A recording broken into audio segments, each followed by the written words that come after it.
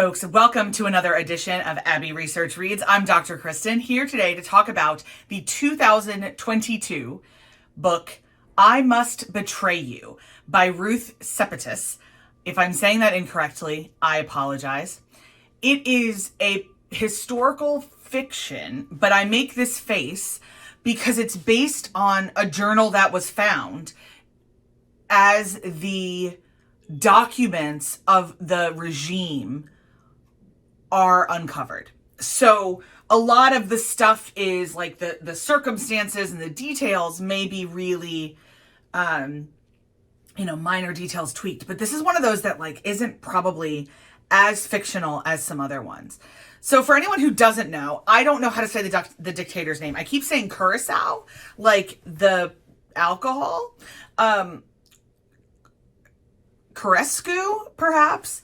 Anyway, anyone who doesn't know, the country of Romania was trapped in an absolutely vicious and brutal dictatorship for a good chunk of the Cold War. I was always taught that like the whole bit of Eastern Europe was the USSR. You know what I learned? It was not. Also, I learned that the dictator who had like maybe a first grade education was able to really play on everyone's fear of the USSR in the West and convince lots of people that because he wasn't that kind of communist, or somehow maybe he convinced them that like, I don't know, he was still a communist that allowed something, I don't really know, but he charmed them into believing that it wasn't as bad in Romania. The issue was that it was either as bad or worse in some circumstances.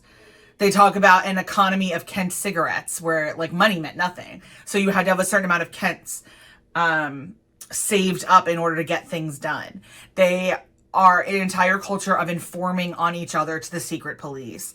One of the big tensions in the book, in fact, is that our hero, Christian, agrees to inform on the American diplomats that he is in a kind of relationship with in order to get his grandfather surgery for cancer that he has. And this is a big spoiler alert, so if you don't want to be spoiled, I'll talk for a little bit and then I'll kind of explain where this goes.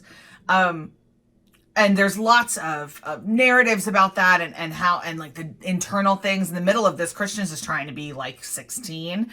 He likes a girl. He's in a fight with his best friend. He really wants to be a writer, which is not something that men are allowed to be in Romania, all this kind of stuff. So now we're heading into spoiler zone. So it turns out that Christian's grandfather was actually being poisoned. He had radium poisoning. He didn't have leukemia. The regime was killing him slowly. It was one of the ways that they killed people, was to slowly poison them instead of just outright murder them.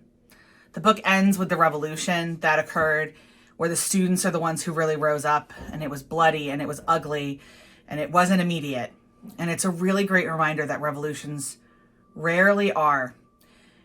The military rose up and overthrew the dictator for sure, and he was gone. But then they kind of instated like communism light, like diet communism, because no one knew how to live outside of the system that this guy had set up.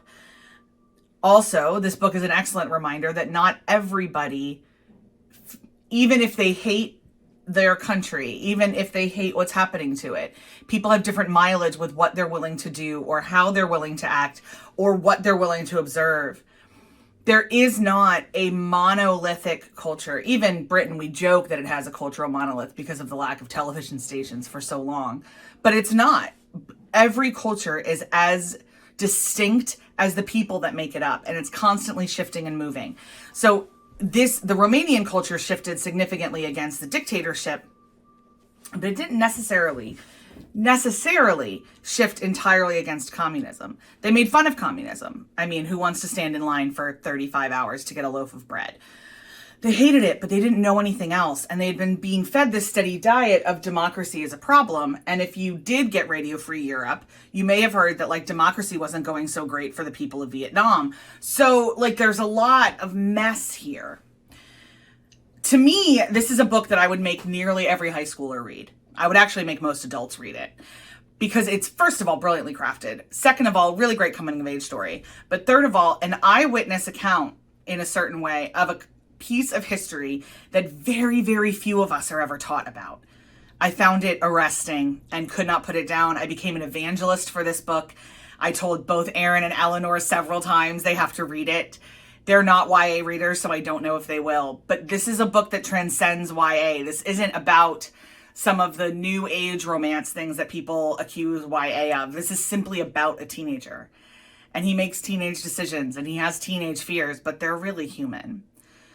I can't recommend this book highly enough, to be completely honest. I got it from my library. It's a recent release as I record this. It's February 22, so I think you should be able to get a hold of it. Once again, it's called I Must Betray You by Ruth Sepetys, and 2 thumbs way up from this good doctor. If you enjoyed this video, please give it a thumbs up. Please subscribe to the channel as well. We're trying to get Abbey Research, the Abbey Research Reads, the kind of baby channel, up to 100 subscribers.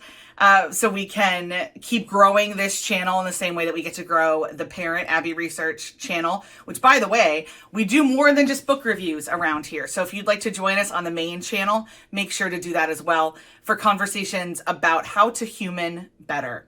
We're empathy educators, and we spend our time helping people understand themselves and others so we can all experience the world just a little bit richer, have a better human experience. And I Must Betray You is a great resource to do that. I'll see you guys next time. Bye.